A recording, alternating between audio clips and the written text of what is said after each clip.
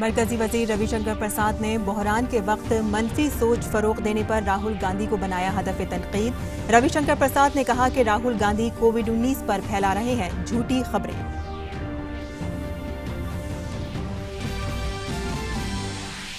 सह-रोजा army commanders conference Delhi में शुरू। आज से शुरू हुआ पहला मरहला 29 मई तक रहेगा जारी, जबकि जून के आखिरी हफ्ते में होगा दूसरे मरहले का इनेकाद। वज़ारत दाखिला ने तालीमी इदारों को खोलने से मुताल्लिक मीडिया रिपोर्टों को किया खारिज। उमूर दाखिला के वज़ीर ममलिकत जी किशन रेड्डी ने ट्वीट करके कहा कि वज़ारत ने मुल्क भर में तालीमी इदारों को खोलने की नहीं दी है इजाज़त।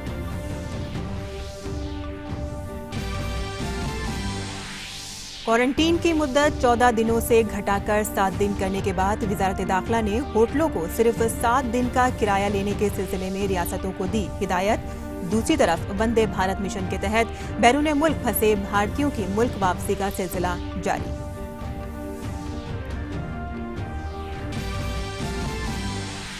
मुल्क में श्रमिक रेलगाड़ियों से माइग्रेंट मजदूरों की घर वापसी का सिलसिला जारी। अब तक 3,274 श्रमिक ट्रेनों से तकरीबन 44 लाख लोग पहुंचे अपने घर।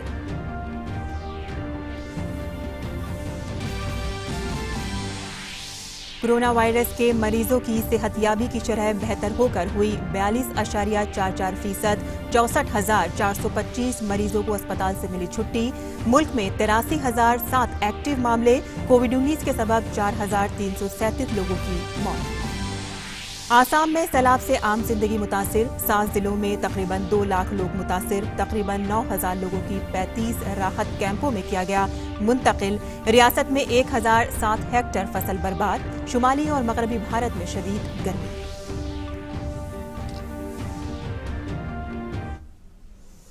आदाब नाज़रीन, खबरनामे में आपका इस्तकबाल है। मैं हूं साइमा खान। अब खबरें तफसील से। मरकजी वजीर रविशंकर प्रसाद ने कोरोना वायरस पर हो रही सियासत के मामले में कांग्रेस लीडर राहुल गांधी को हदफ तनकीद बनाया। मरकजी वजीर ने कहा कि राहुल गांधी कोरोना के मामले में झूठ फैलाने में लगे हुए हैं। रविशंकर प्रसाद ने कहा कि राहुल गांधी ने लॉकडाउन के सिलसिले में जो बयान दिया है वो गलत है। पहली बात राहुल गांधी ने कही कि लॉकडाउन हैज फेल्ड। मैं हमेशा कहता हूं कि राहुल गांधी तो होमवर्क करते नहीं,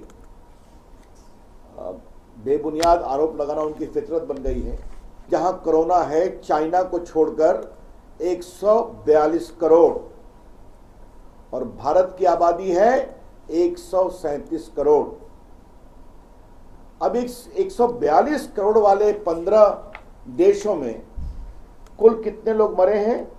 कल 26 मई सायंकाल 6:30 बजे की मैं रिपोर्ट दे रहा हूं, 3,43,562 लोग मरे हैं।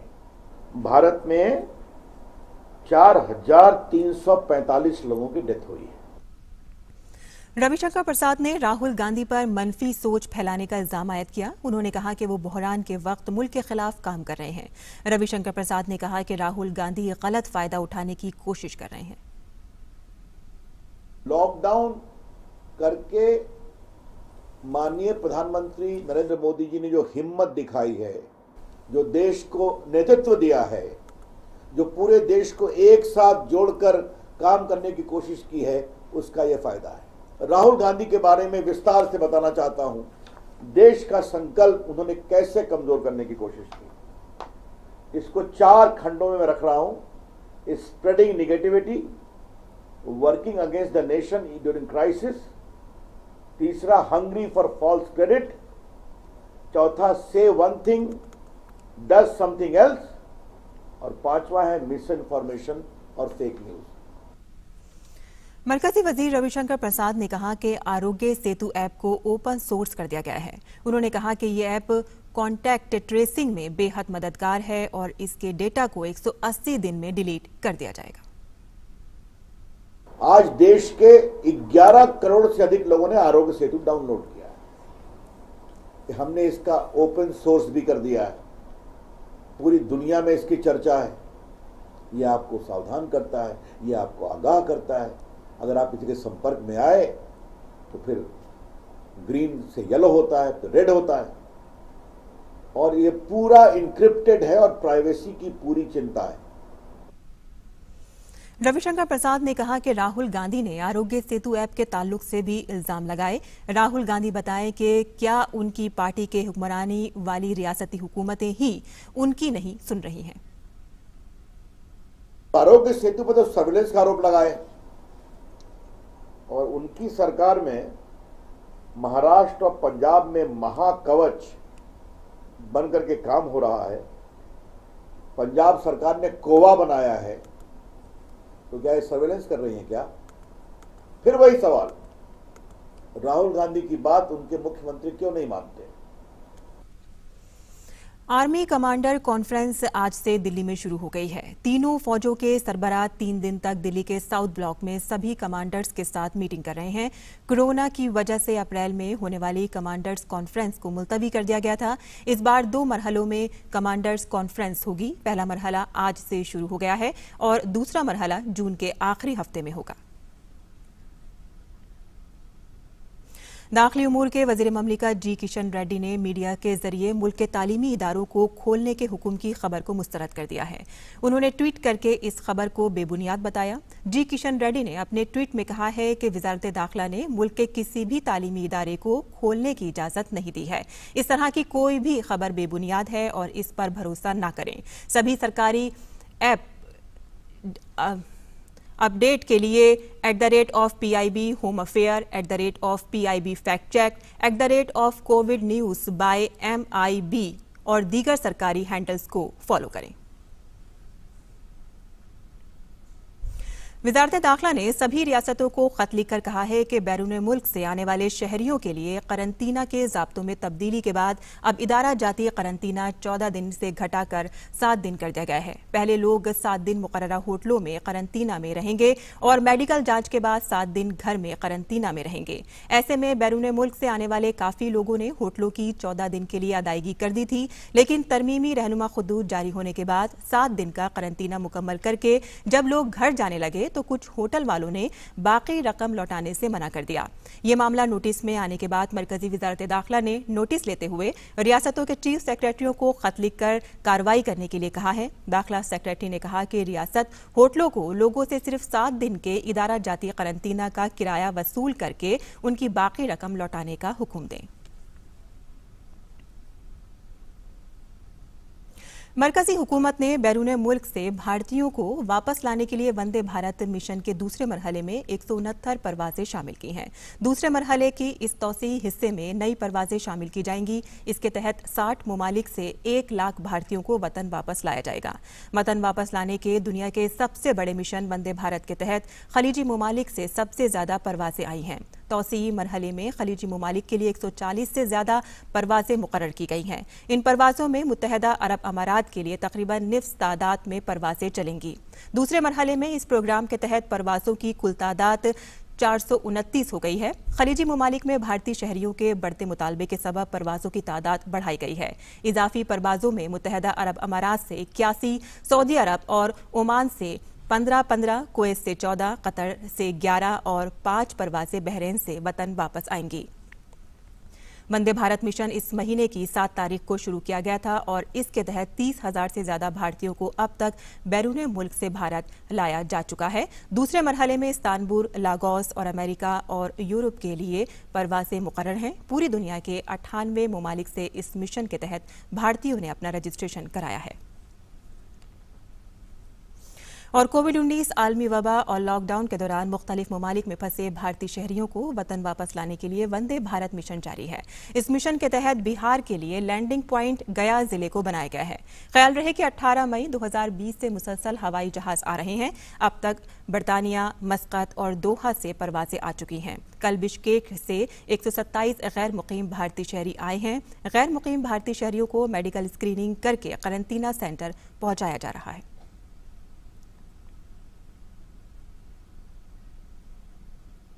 प्रॉब्लम नहीं थी, वहाँ की गवर्नमेंट बहुत सपोर्टिव है और इंडियन एम्बेसी का बहुत साथ था। लेकिन फाइनली हम लोग को एक था कि अपना घर जाएंगे, अपने मम्मी पापा के पास रहेगी, इसलिए हम लोग सुकून से यहाँ आना चाहते हैं। परेशानी कुछ नहीं हुई है। एक्चुअली इंडियन गवर्नमेंट अच्छा प्रोवाइड की है। इंडिया में एवरीथिंग हम लोग को मिला, फूड और किसी चीज़ की प्रॉब्लम नहीं हुई। Thank you to my government and Indian embassy और मुझे यहाँ लाने के लिए।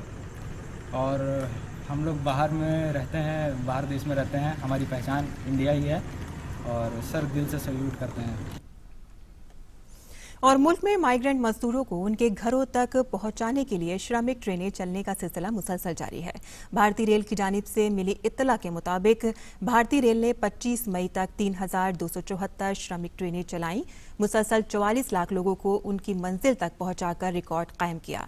इस दौरान रेलवे ने 74 लाख लोगों को खाना तकसीम किया और पानी की 1 करोड़ बोतलें भी तकसीम की। इसके अलावा रेलवे दिल्ली को जोड़ने वाली 15 जोड़ी खुसूसी ट्रेनें चला रही है और येकुम जून से मजीद 200 रेल चलाने का मंसूबा है। नाज़रीन, आपको बता दें कि मुल्क में कोरोना वायरस के एक्टिव मामलों की तादाद बढ़कर 83,004 हो गई है। 64,425 मरीजों को इलाज के बाद अस्पताल से छुट्टी दे दी गई है, जबकि कोविड-19 से 4,337 अफराद की मौत हुई है। कोरोना वबा के दौर में इस वक्त हर एक पर ज़हनी और जिस्मानी दबाव है। इसके बावजूद इस वबाई मर्ज से सफ़े अव्वल में लड़ रहे कोरोना वॉरियर्स कामयाबी के साथ हर दबाव को नज़रअंदाज करते हुए इंसानियत पर आए दबाव को दूर करने में मसरूफ़ हैं। इस काम में इन कोरोना वॉरियर्स को हर रोज़ नए चैलेंजेस का सामना करना पड़ता है, जबकि वो कई बार खौफजदा भी हो जाते हैं। लेकिन इनका कहना है कि डर के आगे जीत है। इस कौल को सच साबित करके ये कोरोना वॉरियर्स मुस्तकिल तौर पर अपना फ़र्ज निभा रहे हैं। पेश है हमारी ये रिपोर्ट। कोरोना इन्फेक्शन को रोकने में जितना अहम किरदार इस वक्त तिब्बी पेशे से मुंसलिक लोग अदा कर रहे हैं, उतना ही अहम किरदार पुलिस का भी है। सरहदी जिला चंबा की सरहद पंजाब और जम्मू कश्मीर से लगती है। ऐसे में इन रियासतों से आने वाले लोगों को सरहद पर रोकना और उनकी जांच करके उन्हें होम क्वारंटाइन में भेजने की पूरी जिम्मेदारी जिला पुलिस पर है।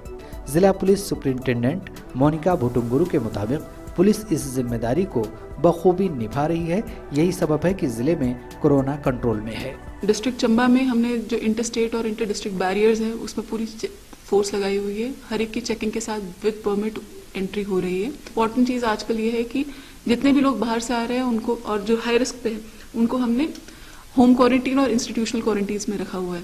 तो पूरा मैकेनिज्म बना हुआ है होम क्वारंटीन मेंटेन करने का, चेक करने का कि सारे लोग घर पे रहें, कहीं बाहर नहीं जाएं। लॉकडाउन में कर्फ्यू रिलैक्सेशन के टाइम पर हम मेन बाजार में यातायात को देख रहे हैं।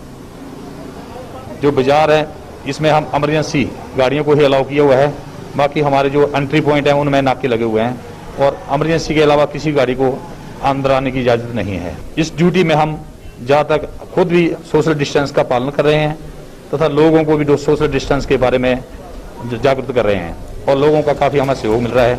जिला के chief medical officer doctor Rajesh Guleri का कहना है कि तिब्बी शोबे से मुंसलिक लोगों के लिए ये वक्त इंतहाई ज़हनी दबाव वाला है, लेकिन डॉक्टरों से लेकर पैरामेडिकल स्टाफ तक सभी अपनी जिम्मेदारी बखूबी निभा रहे हैं। पूरा स्वास्थ्य विभाग के कर्मचारी, अधिकारी सभी अपने अपने स्तर पर अपना अपना प्रयास कर रहे हैं कि इस लड़ाई में हम सभी अपना योगदान दें। ये सच है कि सभी के ऊपर इस समय पर मानसिक, शारीरिक हर किस्म का प्रेशर तो रहता ही है, मगर ये समय है कि हर व्यक्ति, और हर व्यक्ति कर भी रहा है, समाज का हर वर्ग का व्यक्ति कर रहा है, अपना सहयोग दे रहा है। तो इसी तरह स्वास्थ्य विभाग भी अपना कार्य सुचारू रूप से कर रहा है। चंबा मेडिकल कॉलेज व अस्पताल इंतजामिया भी इस वबा से निपटने के लिए पूरी तरह तैयार है। अभी जो है कोरोना से रिलेटेड जो है हमारी काफ़ी अच्छी सर्विलेंस है और हमारे यहाँ जो है सबसे पहले बाहर आते ही पेशेंट को जो है अगर फ्लू लाइक सिम्टम है तो फ्लू ओपीडी है उसमें लिया जाता है। उसके साथ ही हमने कियोस्क बना लिया है, कियोस्क में उसके सैंपल लिए जाते हैं और जितने भी केसेस होते हैं उनके जो सैंपल जो है वो टांडा भेजे जाते हैं उसको एग्जामिनेशन के लिए। क्योंकि मरीज सबसे ज़्यादा हॉस्पिटल में आ रहे हैं तो उनको जो सोशल डिस्टेंसिंग के लिए, सिक्योरिटीज़ के लिए हमने गाइडलाइंस भेज दी हैं कि वो लोगों को कम से कम 2 मीटर जो है दूर रखा जाए। सबको अवेयर रहने की जरूरत है, बार बार अपने हाथ धोएं, अपने आप को सोशली लोगों से दूर रखें। चंबा मेडिकल कॉलेज में ही स्टाफ नर्स पूनम का कहना है कि कोरोना में एहतियात ही बचाव का सबसे बेहतर तरीका है। यहाँ पे बहुत से मरीज़ तो आ रहे हैं, पर हम पूरी प्रिकॉशंस के साथ उनको हैंडल कर रहे हैं। और जो भी पेशेंट आता है यहाँ पे कैजुअल्टी में, उसको हम 2 मीटर के डिस्टेंस रख के उनको हैंडलिंग करते हैं। हम तो पेशेंट्स से यही बोलते हैं कि अगर अननेसेसरली आप हॉस्पिटल में ना आए, छोटी सी चीज़ों को आप घर में भी ट्रीट कर सकते हैं, ज़्यादा अननेसेसरली हॉस्पिटल आने की ज़रूरत नहीं है। वहीं चंबा में सफाई एहलकार बीना देवी और निर्मला देवी कहती हैं कि समाज के सेहतमंद रहने पर ही उसे बीमारियों से बचाया जा सकता है। कोरोना की वजह से यहाँ पे सफाई का काम चल रहा है, हम अपनी ड्यूटी दे रहे हैं अच्छे से, और जब हम खुद की सफाई रखेंगे तो दुनिया ठीक होगी। सफाई के लिए हमें भी ग्लव्स और मास्क दिए हुए हैं, इसीलिए हम भी बीमारी से बचे रहें। कोरोना की बीमारी चल रही है, इसलिए हम तो सफाई में लगे हुए हैं, क्योंकि हम भी साफ सुथरे रहेंगे और हमारी वजह से और लोग भी साफ सुथरी तरह से बच सकेंगे।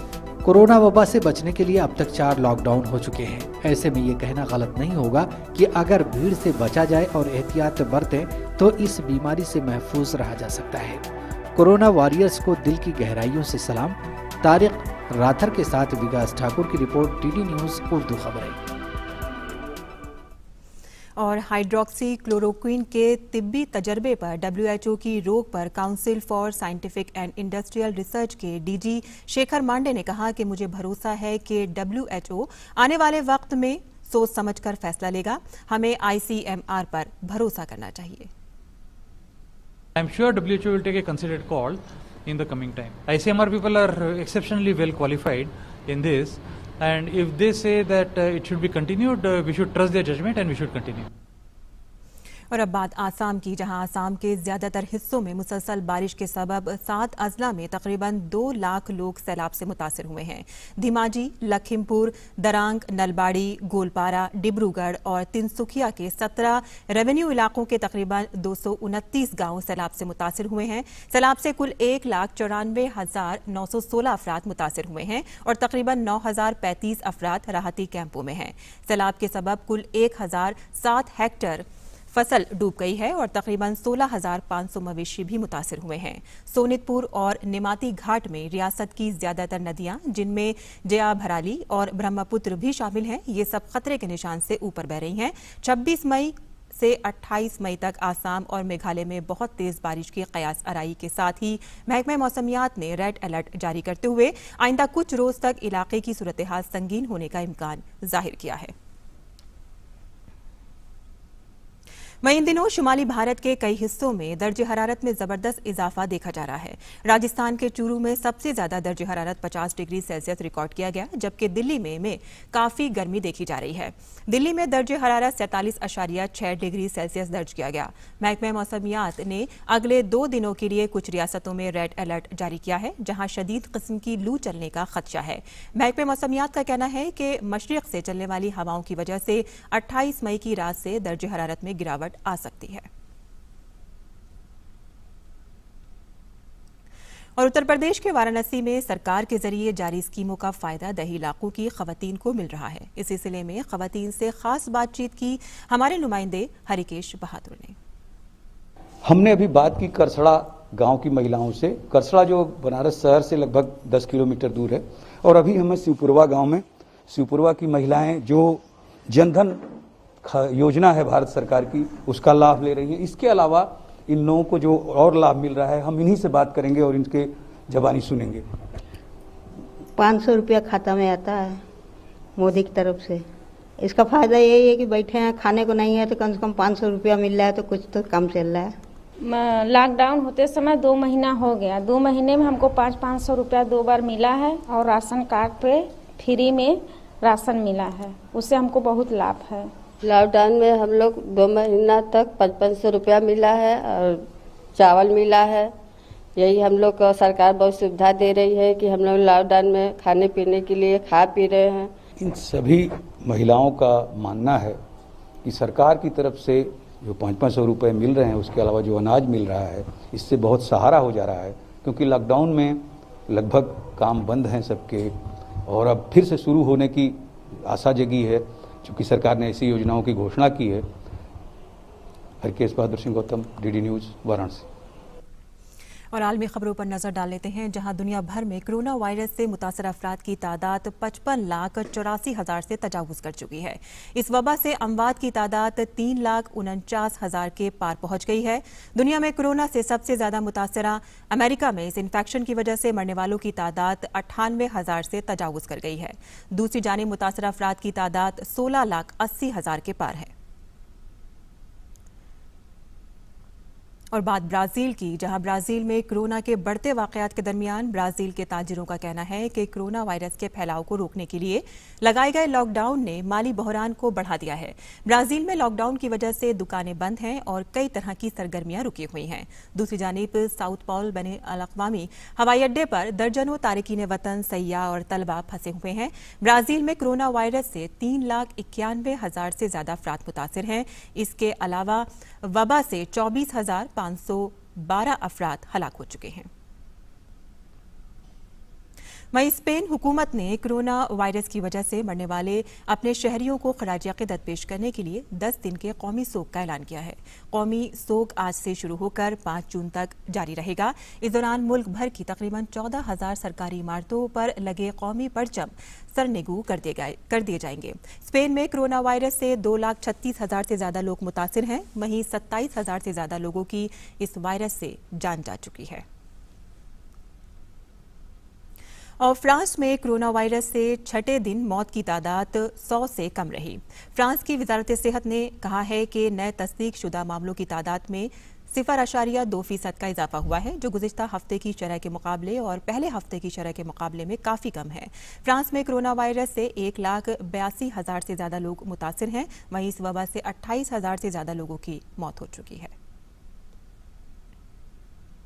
वहीं श्रीलंका ने भारत को यकीन दिलाया है कि वे कोरोना बहरान के इस दौर में भारत के साथ मजबूत और गहरे ताउन के लिए पुरअज़्म है। श्रीलंका के वज़ीर ख़ारजा दिनेश गुनावर्धना ने वहां भारतीय हाई कमिश्नर गोपाल बागले के साथ एक रस्मी मुलाकात के दौरान ये यकीन दहानी कराई।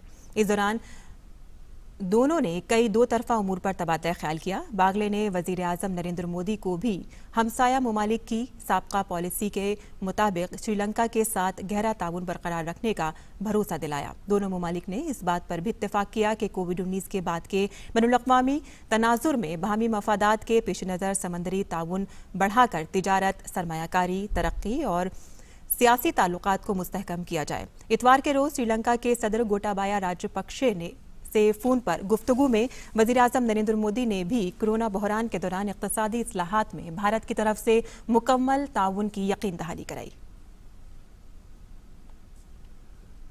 और लॉकडाउन से तातुल का शिकार हुए खेल के मुकाबले धीरे धीरे शुरू हो रहे हैं। टेनिस कोर्ट पर भी अब खिलाड़ियों की मौजूदगी देखने को मिल रही है। चेक जमहूरिया की राजधानी प्राग में ऑल चेक टेनिस टूर्नामेंट की शुरुआत हो चुकी है। 2 बार की विमिल्डन फातेह पेट्रा क्विटोवा ने शुरुआती दौर में जीत दर्ज करते हुए टूर्नामेंट के सेमीफाइनल में रसाई हासिल कर ली है। कोरोना वायरस के सबब नाजरीन के बगैर हो रहे इस टूर्नामेंट में कोई बॉल बॉय या टॉवल सर्विसेज की सहूलत नहीं है। साथ ही एम्पायर भी ग्लव्स और मास्क के साथ नजर आए। उर्दू अदब के मारूफ मुसन्निफ, अदीब और मिज़ा निगार मुज्तबा हुसैन अब इस दुनिया में नहीं रहे। 87 साला मुज्तबा हुसैन ने आज सुबह हैदराबाद के रेड हिल्स इलाके में आखिरी सांस ली। मुज्तबा हुसैन 15 जुलाई 1936 को गुलबर्गा में पैदा हुए थे। इब्तदाई तालीम घर पर हुई। 1956 में उस्मानिया यूनिवर्सिटी से ग्रेजुएशन किया। जवानी से ही उन्हें तंज़ो मिज़ा की तहरीरों का ज़ौक़ था, जिसकी तकमील के लिए रोज़नामा सियासत से वाबस्ता हो गए और वहीं से उनकी अदबी सफ़र का आगाज़ हुआ। 1962 में महकमा इत्तलात में मुलाजमत का आगाज़ किया। 1972 में दिल्ली में गुजराल कमेटी के रिसर्च शोबे से वाबस्ता हो गए। दिल्ली में मुख्तलिफ महकमों में मुलाजमत के बाद 1992 में रिटायर हो गए। मुज्तबा हुसैन मुल्क के पहले तंज़ो मिज़ा के अदीब थे, जिनको हुकूमत ने बहैसियत मिज़ा निगार पद्मश्री के बावकार शहरी एजाज से नवाजा। मुज्तबा हुसैन के मज़ामीन पर मुश्तमिल 22 से ज़ायद किताबें शाया हो चुकी हैं। उनकी 7 किताबें हिंदी ज़बान में शाया हुई हैं। जापानी और उड़िया ज़बान में भी एक एक किताब शाया हुई है। उन्हें 10 से ज़ायद अवार्ड्स हासिल हुए, जिनमें गालिब अवार्ड, मखदूम अवार्ड, कुंवर महेंद्र सिंह बेदी अवार्ड, जौहर कुरैशी अवार्ड और मीर तकी मीर अवार्ड शामिल है। उनके तवील खिदमात के एतराफ़ में कर्नाटक की गुलबर्गा सोसाइटी ने 2010 में डॉक्टरेट की एजाज़ी डिग्री से नवाजा था। और नाज़रीन, बहुत दुख के साथ कहना पड़ रहा है कि डीडी न्यूज़ के वीडियो जर्नलिस्ट योगेश कुमार अब हमारे दरमियान नहीं रहे। दिल का दौरा पड़ने से उनका इंतकाल हो गया। योगेश 1986 से दूरदर्शन न्यूज़ के कैमरामैन सेक्शन से वाबस्ता से नवंबर 1999 में उनकी खिदमात को मुस्तकिल कर दिया गया था। योगेश कुमार की पैदाइश 26 जनवरी 1967 को हुई थी।